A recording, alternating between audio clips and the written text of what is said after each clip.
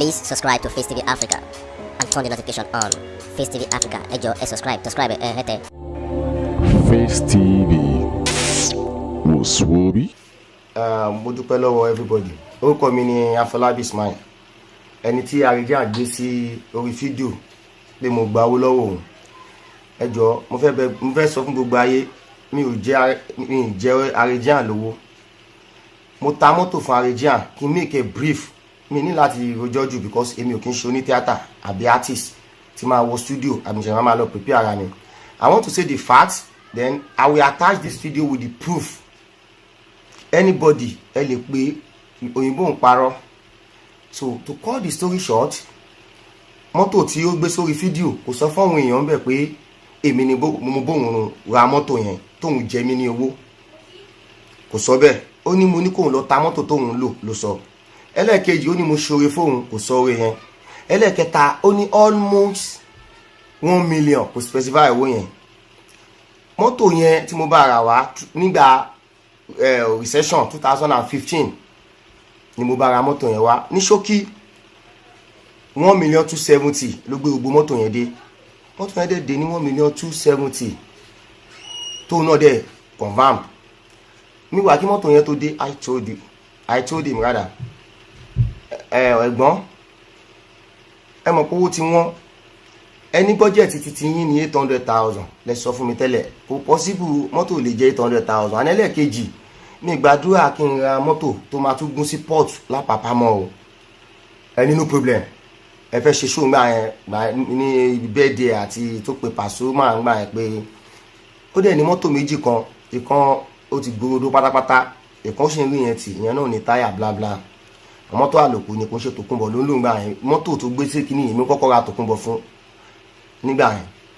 mo dẹ̀ ní òkè lọ́rọ̀ kan mọ́tò méjèèjì tó tà àti gbogbo owó tó fún mi lápapọ̀ kí n má take time is 700,000 then àtìgbà tó ti gbé mọ́tò lọ ẹ̀gbọ́n yìí kò bójú ẹ̀yìn mọ́ o mo pè níjọ́ kan tí mo nídìí mọ́tò Nàìjíríà máa sọ fún mi pé òun wà ní location ní Ìjẹ̀bú bí tọ́lọ́run ti máa mú di sí yìí mi sọ fún mo lọ ṣe transaction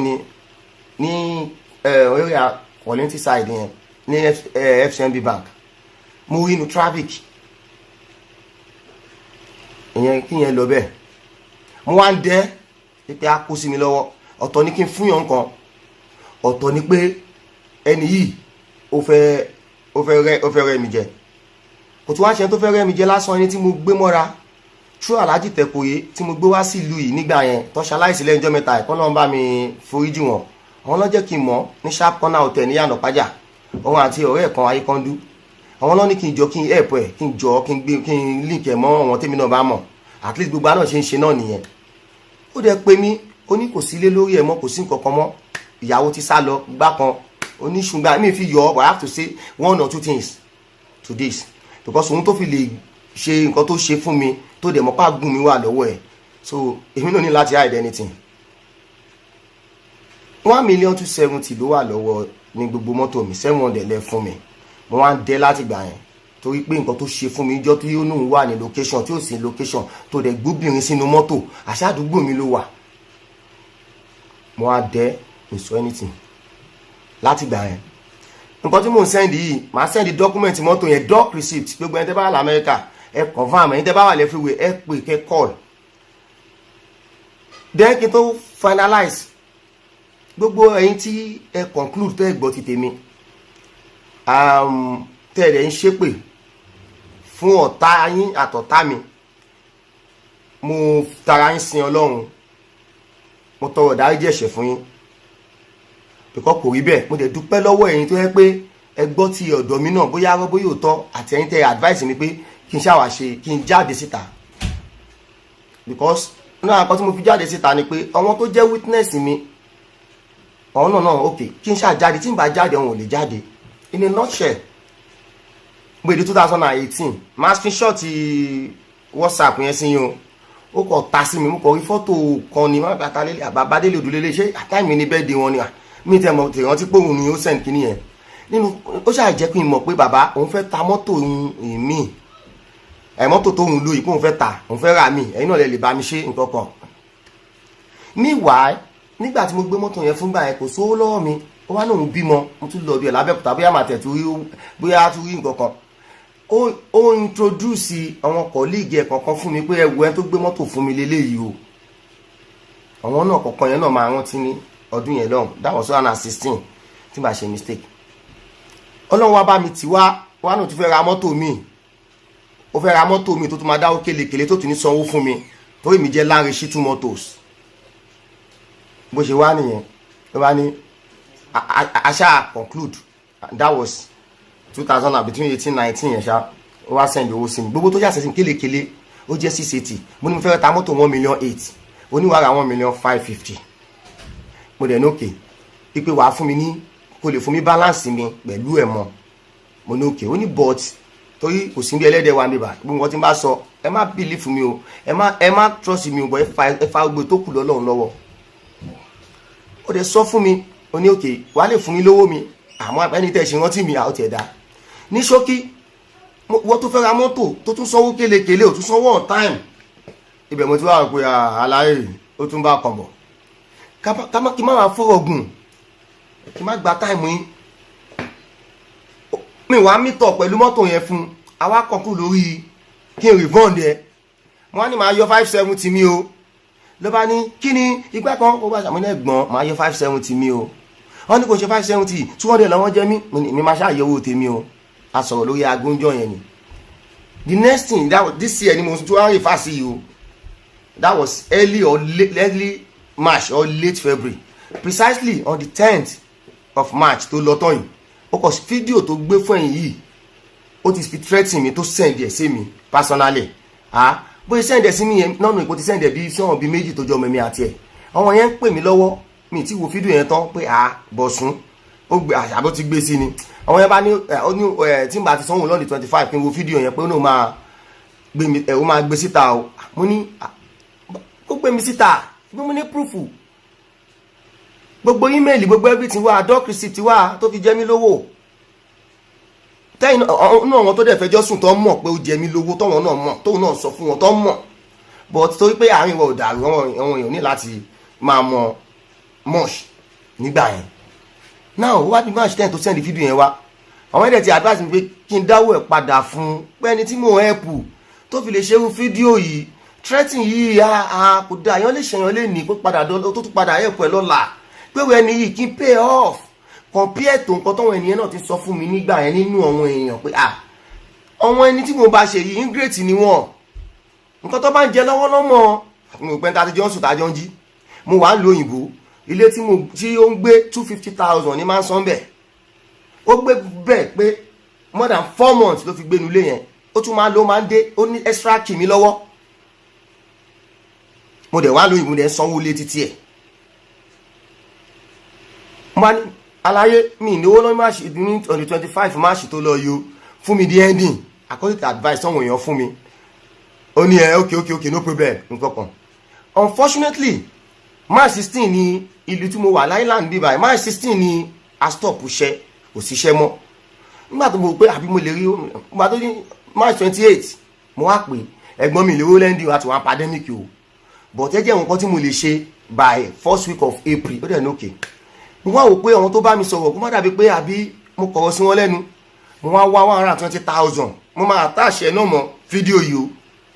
mo wá send 120,000 sí ní April 7 ẹ̀gbọ́n ẹ má bínú ẹ gba owó yìí lọ́wọ́ mi ó wá ní òkè pé ó dẹ̀ ṣàdúrà fún mi ó wà nùkì nìyẹn pé tó bá di May mo wá nígbà mo àṣẹ tó kù mo ní May 5 lẹ́yìn wọn náà máa ṣí wálẹ̀ ní bíbá yìí o àti mọ̀ o nígbà tó dẹ̀ tún di April ending àwọn náà pè mí kí n má gbàgbé May ending mo ní May tí mo dá mo ní ẹ̀gbọ́n àti ìṣiṣẹ́ o bọ́ ẹ ní sùúrù ẹ jẹ́ kí n wo nǹkan tí n bá tún lè ṣe tó bá ṣe tí a bá bẹ̀rẹ̀ iṣẹ́ tèmi ò bá tẹ̀ tí ìṣiṣẹ́ àwọn tí mo lè béèrè owó lọ́wọ́ ẹ̀ àwọn á máa ṣiṣẹ́ wọ́n á sì lè ya mi lówó but mi ìnáwó kò sẹ́ni tí mo tún fẹ́ béèrè owó lọ́wọ́ ẹ̀ everybody ní gbogbo kí ní ìbá ó dẹ̀ ní okay no problem wà á tún pè mí again wípé báwo ni nǹkan kan mo ní ẹ̀gbọ́n mi fẹ́ dájọ́ tó fẹ́ yẹ lọ́rọ̀ kan ìgbà tó di on the 28th tó lọ ní May yìí mo ti rí àwọn kìíní yẹn lórí Instagram tó ti pè mí pé àwọn tó mọ̀ mi pé aṣẹ́kùn ṣe bọ̀bọ̀ ẹ̀gbọ́n yìí ló tún fẹ́ máa ṣe báyìí nǹkan kan báyìí pé ṣé kò ń ṣe ẹni tí a jọ ilé ní tíátà yìí kankan mo ní kò tí ì rìn wọn ni, tó bá rìn wọn wọn á jáde wá. Bọ́ tó bá jẹ́ pé lóòótọ́ ẹ jẹ́ kí gbogbo àjọ wò ó, ta ni wọ́n máa sẹ́ǹdì fídíò yẹn sí kó tó di pé gbogbo ẹ̀yàn ayé ń rí fídíò yẹn tó máa sẹ́ǹdì ẹ̀ sí tó rí 680 tí ò ní lọ́wọ́ wò yẹn yá, tí mo dẹ̀ rí fọ́tò ìyàwó mi nínú ẹ̀. Ìyàwó mi dẹ́kẹ̀rẹ́ ó ti ní assistant tó ti tí é pé gbà mí ti ń bá stranded sí Nàìjíríà, òun ló máa sẹ́ǹdì owó tèmi àtẹ́jọ́ máa fi jẹun. Nínú owó ilé yìí tí mo máa ń san níbẹ̀ yẹn tóbi tí mo kọ́lé sí, ibẹ̀ kọ́ ni mò ń gbé. Àwọn tó súnmọ́ mi á mọ̀ kan tí mo sọ yìí. Owó ilé inú lédì náà kò mú anything, mi ò bẹ́jọ́ sọ̀rọ̀ yìí. Màá ti sanwó fún un. Ìgbà tó wá di 29, àwọn kan wá pè mí, àwọn wá ṣe conference call pẹ̀lú èmi àti ẹ̀. Mo wá sọ fún wọn yẹn pé mọ́tò tó wà lọ́wọ́ ẹ̀ tó wà nínú fídíò kò sọ fún yín pé mi mo gba mọ́tò fóun, èmi mo rà á fún un. Àwọn yẹn ni àwọn àbẹ̀ lọ́ọ̀ pé ṣé òótọ́ ni òun ló ra, bọ̀ mo sanwó ẹ̀ tán. Mo ní apáàtì yẹn mo tún fún ní 120 nínú 680 nínú pandemic tó náà tó rojọ́ fún tó pè mí tí mo ní dárúkọ, tí wọ́n sọ pé mo fún lówó ní April, mo ní mo fún wọn ní kí n send proof, mo wá send proof. Ògbọ́n wọn yẹn náà wá tún bá sọ pé ẹni tó fún ẹ lówó yìí ní sùúrù fún un, ṣì ní sùúrù á fún ẹ. Àwọn anígbà mo fẹ́ sanwó, mo ní màá fún nínú ẹ̀ ní June, màá dẹ̀ fún lè tó kún July, kò jù bẹ́ẹ̀ lọ o. Gbogbo dọ́pẹ́ tí bá ti attach mọ́ fídíò yìí, ẹ jọ̀ọ́ nítorí Ọlọ́run ẹ bá mi confirm ẹ o, àdúrà gbogbo wa gbà o. Ọ̀rọ̀ tá àmọ́ tá àmẹsẹ̀ kò ní wọlé tọ̀wà wa o, bó ṣe jẹ́ nìyẹn o. Èmi ò fún lówó o, kí gbogbo èèyàn gbọ́ o. Mo ti fẹ́ ta rẹ̀ sin Ọlọ́run, mo dẹ̀ mọ̀ pé gbogbo ìṣòro ayé mi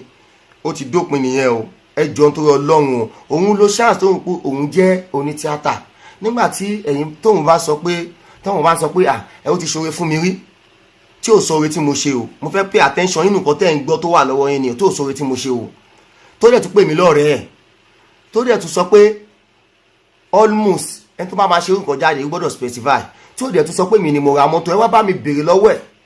wípé èlò lówó yẹn tó pè almost 1 million. Ẹni tó sọ pé òun ò kí ń parọ́, ẹ béèrè pé ṣé kò ń ṣe 680 ní gbogbo tó kó fún mi tí mo yọ 570 tí mo fẹ́ 570 mi tó ń bínú. Agún mi ni mo fẹ́ gbà o. Recession gbà yẹn, àwọn tí mo ti gba owó business lọ́wọ́ ẹ̀ $190 per dollar ni mo gbowó. Ẹ mọ̀ business mọ́tò ò tí ì dé, wọ́n á ti calculate owó tí mo fẹ́ bá wọn gbé dé. Recession dé, ẹlòmínì kò kọ̀ wọn o. Ẹni tó láàánú nu wọn ló fún mi lóde ẹ̀dẹ̀, gbèsè yẹn wá wọ̀ mí lọ́rùn gbà. Nínú gbèsè yẹn náà ni mo ti dáhùn lóhùn o. 2015 tí Buhari wọlé, tí recession dé, ẹ béèrè lọ́wọ́ ẹ̀ o. Bó ṣe jẹ́ nìyẹn, àdúrà gbọ́ á gbà o. Ẹ jọ̀ọ́ mi ní kẹ́nìbọ̀dì believe fún mi o. Dọ́kúmẹ́ǹtì tí máa attach, ẹ jọ̀ọ́ nítorí Ọlọ́run, kẹ́nìbọ̀dì tó justify ẹ confirm ẹ kẹ́ verify ẹ. Wassalam. Please subscribe to Face TV Africa and turn the notification on. Face TV Africa, ẹ jọ̀ọ́ ẹ subscribe hete. Face TV